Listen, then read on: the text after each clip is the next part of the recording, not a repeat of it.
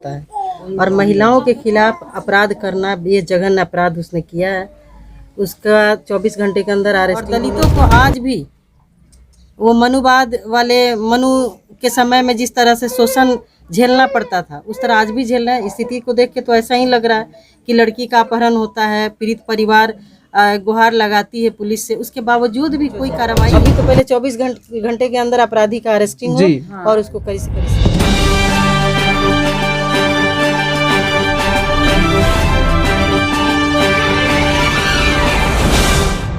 और महिलाओं के खिलाफ अपराध करना ये जघन्य अपराध उसने किया है। उसका 24 घंटे के अंदर अरेस्टिंग होनी चाहिए। और अभी 23 तारीख को माननीय मुख्यमंत्री जी ने SC/ST एट्रोसिटी एक्ट पर उन्होंने एक बहुत बड़ी बैठक बुलाई।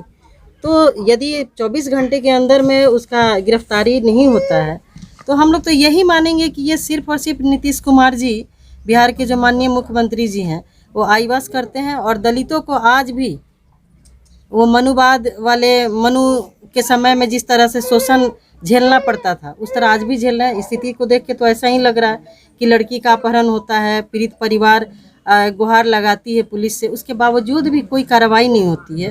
और जब उसकी हत्या हो जाती है तो भी पुलिस हाथ पे हाथ रख के बैठी हुई है। तो ये बहुत ही दुखद है। उसको अविलंब अरेस्ट करके कड़ी से कड़ी सज़ा मिलनी चाहिए। और ऐसा नियम भी है SC/ST एक्ट में, एट्रोसिटी में, कि 60 दिन के अंदर में चार्जशीट दाखिल करके आरोपी को सज़ा दिलाना है।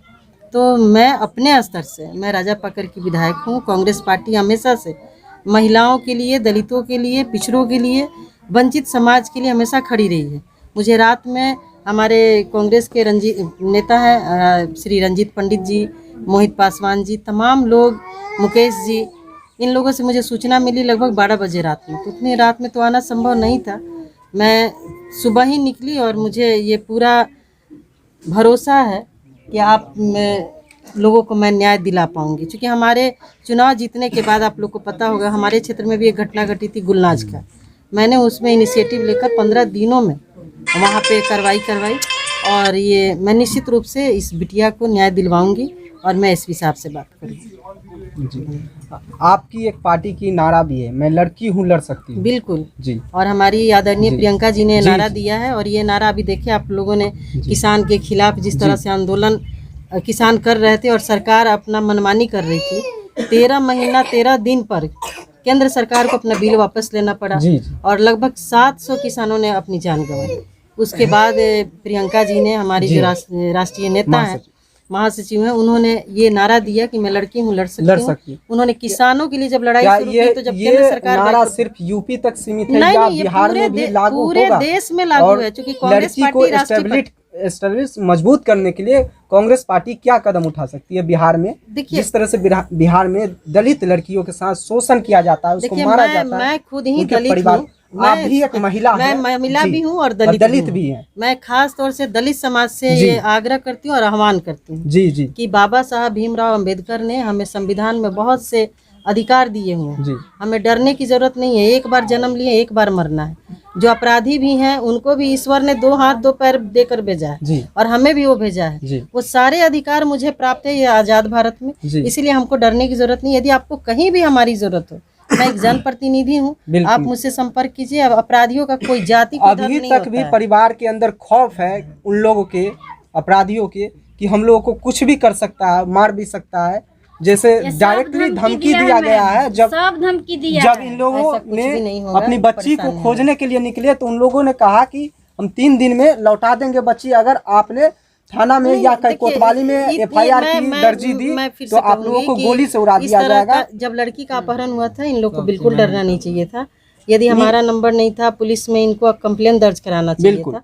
क्योंकि ये कोई पसाड़ युग नहीं है, ये मनु युग नहीं है कि कोई किसी की बेटी को उठा के लेके चला जाएगा, बोलेगा मैं 3 दिन के बाद वापस करूंगा। यहाँ का प्रशासन जो है ना मैम, गरीबों की आवाज सुनती ही नहीं है। बिल्कुल सुनेगी। गरीबों को एकजुट होकर के आवाज उठाने की जरूरत है। मैं गरीबों के साथ। महिलाओं की सुरक्षा और शौचालय को लेकर बहुत बड़े बड़े दावे किए गए हैं, लेकिन यहाँ लोग कह रहे हैं कि शौचालय है ही नहीं। देखिए अभी आप लोग लगातार देख रहे हैं भ्रष्ट अधिकारियों की भेंट चढ़ गई है बिहार की विकास, और माननीय नीतीश कुमार जी कुछ नहीं कर पाएंगे।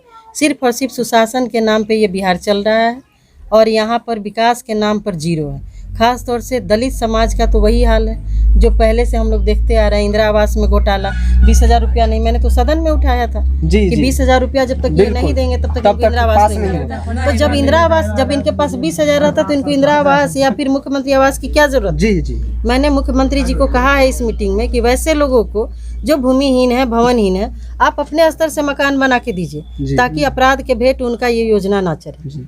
और मैं इस बच्ची के लिए मैं जहाँ तक हो सकूंगा मैं कोशिश करके और मैं इसको न्याय दिलवाऊंगी। मैम, इस परिवार इतने गरीब है कि अपनी एक खुद का एक शौचालय तक नहीं बनवा सकती है। इस बच्ची की घटना हो गई है और इस घटना के कारण आप क्या मांग करना चाहते हैं सरकार से? मैं सरकार से मांग करती हूँ कि पहले तो पीड़ित परिवार को जो अपराधी हैं उनको अविलंब अरेस्ट हो, जो इनको मुआवजा मिलना चाहिए, जो प्रावधान है सरकार ने किए कर रखे हैं, प्रावधान के तहत इनको मुआवजा मिले, इनके परिवार के लोगों को सुरक्षा मुहैया इनके कराई परिवार को ये डर है कि हमारे पुलिस प्रशासन जाए। और इनके परिवार सही से एक चीज इंसाफ और हमें सुन नहीं लीजिए, दिला सकती है, तो जिस क्या परिवार- इसका न्यायिक गठन हो सकता है? बिल्कुल। एक न्याय बेंच की। देखिए, न्यायिक बेंच नहीं, स्पीडी ट्रायल के लिए हम लोगों ने सभी बिहार के जितने भी दलित समाज के प्रतिनिधि हैं उन्होंने कहा है कि इसके लिए एक अलग कोर्ट बनाया जाए, स्पीडी ट्रायल हो जी। और 60 दिन के अंदर में इस केस का निपटारा हो ताकि दूसरी बार इस तरह का केस इस करने केस को पॉक्सो एक्ट के तहत पॉक्सो हैंडल एक्ट के किया तहत जा नहीं आएगा सकता है? क्योंकि ये तो लड़की बालिग थी, जी, इसलिए ये केस तो उसके तहत आएगा नहीं।